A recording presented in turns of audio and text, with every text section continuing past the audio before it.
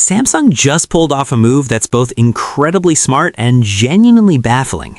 While most people are focused on what's new with the Galaxy S26 series, Samsung quietly took something away that longtime fans won't be happy about.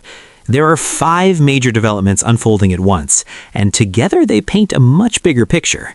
Once you see how these pieces connect, the S26 story changes completely. Let's start with something Samsung almost never does. The new AI privacy display was widely expected to stay locked behind the Ultra model, just like so many premium features before it. That's been Samsung's playbook for years. But now, a South Korean report suggests this feature may be coming to the entire Galaxy S26 lineup, and that alone raises questions.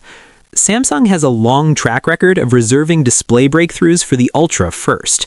Even today, an anti-reflective coating introduced years ago still hasn't trickled down, so hearing that the standard S26 and S26 Plus might get this same privacy hardware feels out of character. It's not confirmed yet, but if it happens, it changes how these phones are positioned. This would matter more than it sounds. On paper, the S26 and S26 Plus aren't huge leaps over last year, but adding a hardware-level privacy display suddenly gives them a standout feature that isn't just cosmetic. It creates real separation from the previous generation, and that's something these models badly need right now. And this isn't some software filter or toggle buried in settings. The privacy feature is physically built into the display. Look at the screen straight on and it appears completely normal. Shift even slightly to the side and the content becomes unreadable. It's subtle, effective, and very deliberate, which makes its potential expansion even more interesting. But the display isn't the only area where Samsung is quietly changing its approach. Just days ago, we saw the new Perplexity-powered Bixby in action. At first, it looked like a simple AI upgrade. Then, a teardown of the Perplexity app revealed something far more telling hiding underneath the surface. Inside the code was a new hot word, Hey. Not a generic trigger, not standard Android access, but direct references to Samsung's private hot word SDK. That means this assistant can be activated even when the screen is off. It's a system-level integration, not just another app listening in the background. Here's where it gets strange. Samsung is effectively shipping the Galaxy S26 series with 3 voice assistants running at the same time. Each one has a distinct role, its own activation method, and its own system access. That kind of overlap sounds messy, and it raises real questions about how all of this will actually work day to day. Now layer that on top of Samsung's pricing strategy and the picture gets even more complicated. Just days ago, reports claimed Samsung was holding prices steady, not only for the S26 series, but even for foldables. Executives openly said absorbing higher costs was getting harder. That was the warning sign.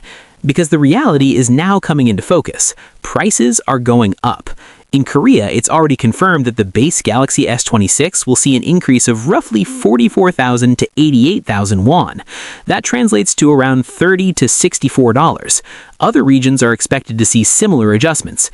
But there's a twist. The United States may avoid those increases entirely. Samsung can't afford to lose ground to Apple in its most competitive market. Raising prices there would be a major gamble. So instead of a uniform global increase, Samsung appears to be picking its battles carefully. And this leads directly to the move fans are going to hate the most. The iconic double storage pre-order bonus, something Samsung has offered for years, may be on its way out. In many regions, that perk was effectively worth around $120. Losing it changes the value equation instantly. Leaks suggest Samsung may replace it with accessories or gift cards instead. That lets the company cut costs without visibly raising the sticker price. From a business standpoint, it makes sense. For early buyers who counted on that storage upgrade, it's a clear downgrade, and one that won't go unnoticed. Finally, the timeline is coming together. Multiple reliable leaks point to February 25th as the official Unpacked event in San Francisco, with retail availability landing in early March. That makes this one of the latest Galaxy S launches in years. And just as this story settles, Samsung's next foldable could upend the market entirely.